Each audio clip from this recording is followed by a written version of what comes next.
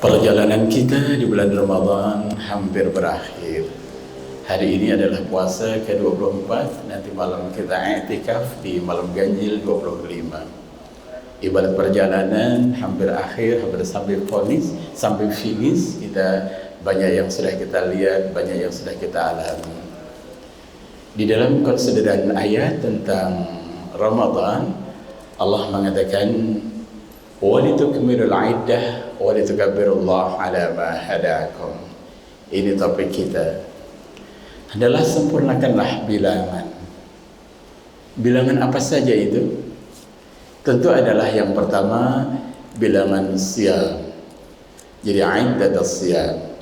Sempurnakan bilangan puasa. Berapa lama kita puasa? 1 bulan. Sesuai dengan kemarin kita mulai, apakah kita ikut yang wujudul hilal atau yang ru'yat?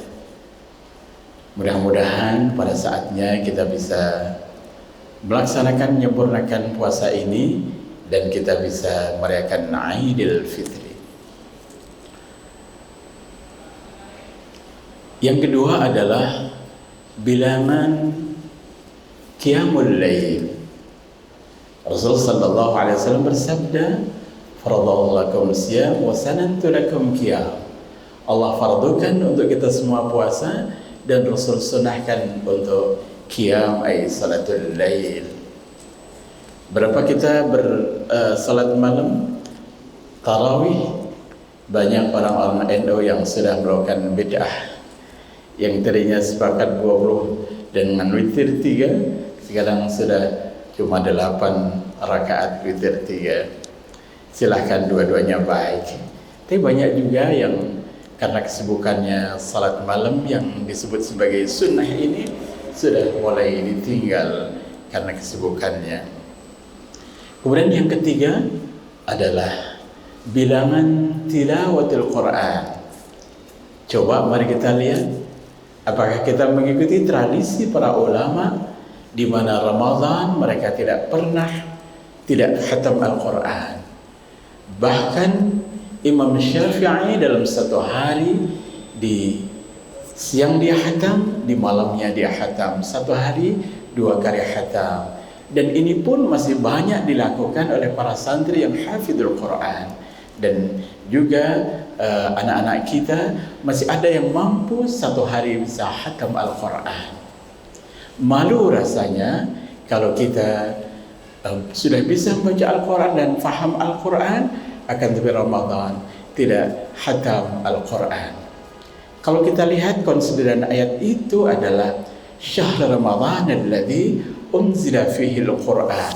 Berita pertama yang Allah sampaikan adalah berita tentang turunnya Al-Quran di bulan Ramadan. Dan barang siapa menyaksikan bulan Ramadan turunnya Al-Quran itu, falyasum, hendaklah dia puasa. Seakan-akan puasa untuk menghormat turunnya Al-Quran. Sekali lagi aneh kalau bulan si Ramadan tidak membaca Al-Quran, tidak khatam Al-Quran. Mudah-mudahan kita dan keluarga kita semuanya khatam Quran. Amin ya rabbal alamin. Kemudian sempurnakan apa lagi? Zakat.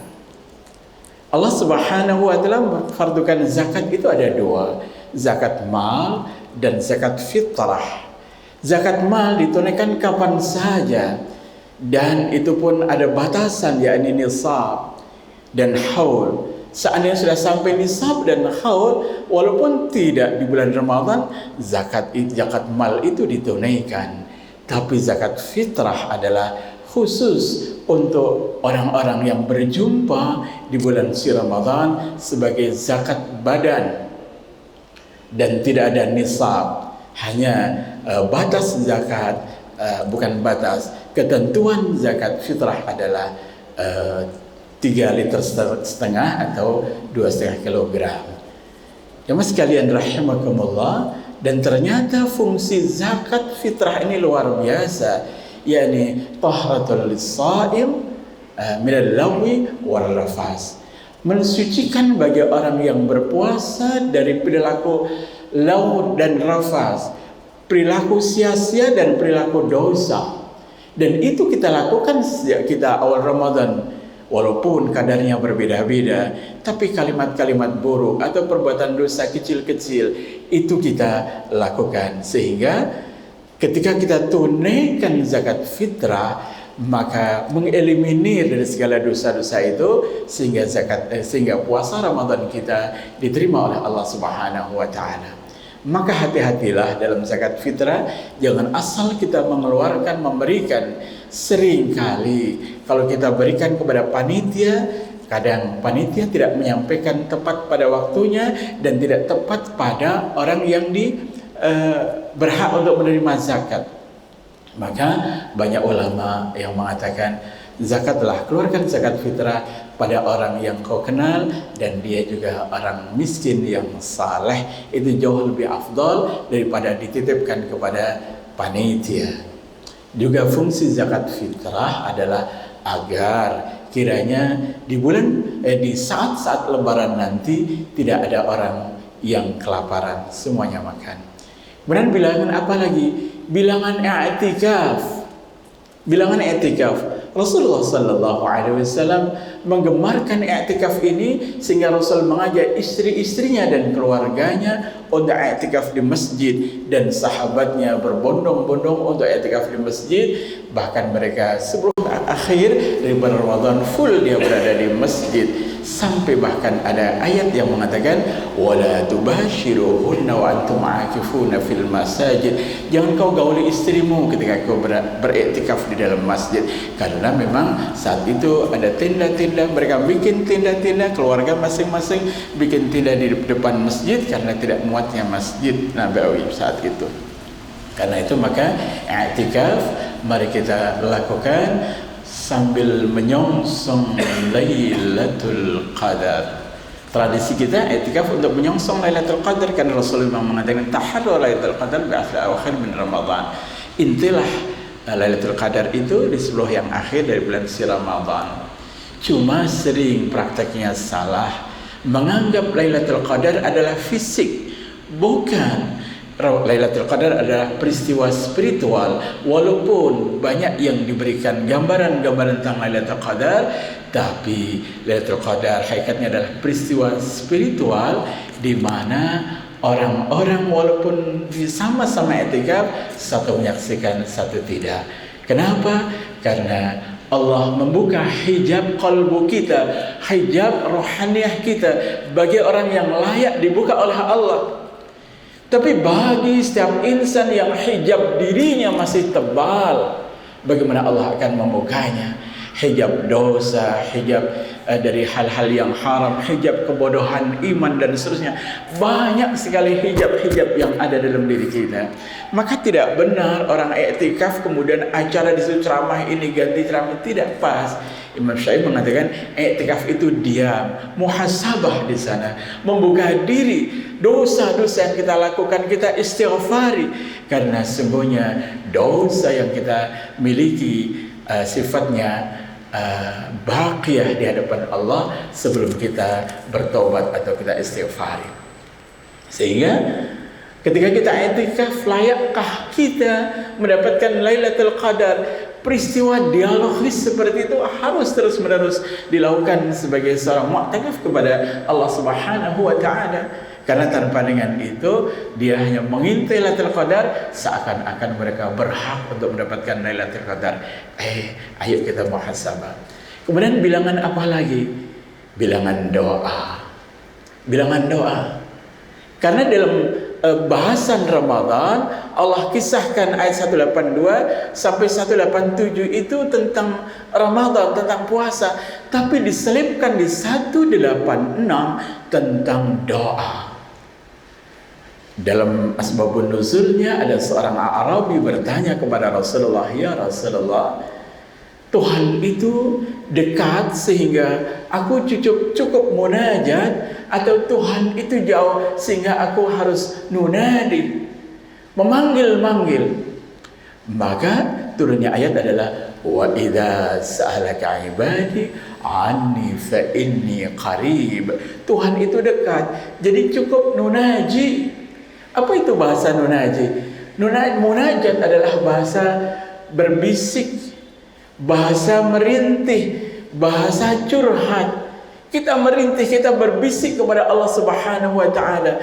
Siapa yang kita munajatkan? Siapa orang yang terhormat yang kita akan munajatkan? Pernahkah kita munajatkan bunda kita yang dia hidupnya berjuang untuk kita sampai akhir hayat? Munajatkan ayahanda kita. Munajat adalah ngobrol. Bunda kita diobrolkan di hadapan Allah. Kita akan dua tangan kita angkat.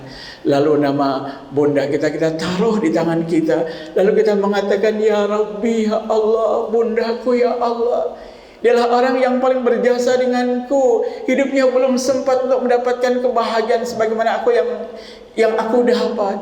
Rabb, malam ini izinkan aku untuk memohonkan ampun atas dosa kesalahan ibuku. Luar biasa. Kalau kita urai tentang sejarah ibunda kita, pasti kita akan meneteskan air mata dan doa khusyuk akan kita dapatkan. Selama ini kita sering doa kita hampa. Kenapa? Karena kita tidak ada rasa syukur, kurang syukur dan kurang istighfarnya kepada Allah atau kurang syukur kepada kedua orang tua.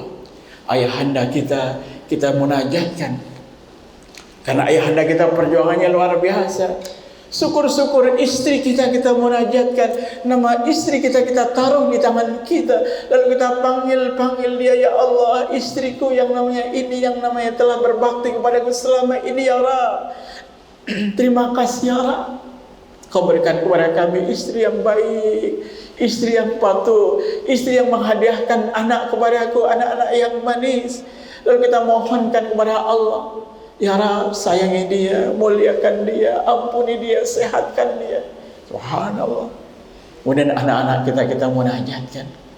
Insya Allah dengan doa-doa kita, setelah kita minta ampun kepada Allah, minta ampun kepada kedua orang tua dan seterusnya, doa untuk anak-anak kita juga akan diijabah oleh Allah Subhanahu wa taala.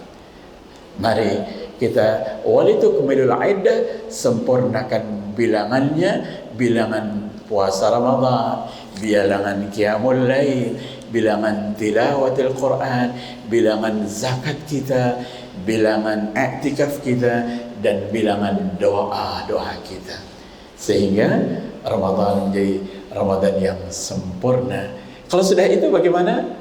Walitukabbirullaha ala ma hadakum wa la'allakum tashkurun. Petikkan takbir kemenangan, bunyikan takbir, rasa syukur kepada Allah. Allahu Akbar, Allahu Akbar, Allahu Akbar. Indah, air mata menetes karena syukur, bukan karena kita nggak ketemu sama orang tua atau saat kita ketemu sama orang tua. Kemudian kita lanjutkan dengan silaturahim. Subhanallah, indah niat, hablinallahnya bagus, hablunnasnya bagus. Mudah-mudahan Ramadan kali ini menjadi Ramadan terbaik sepanjang sejarah hidup kita. Amin ya rabbal alamin. Assalamualaikum warahmatullahi wabarakatuh.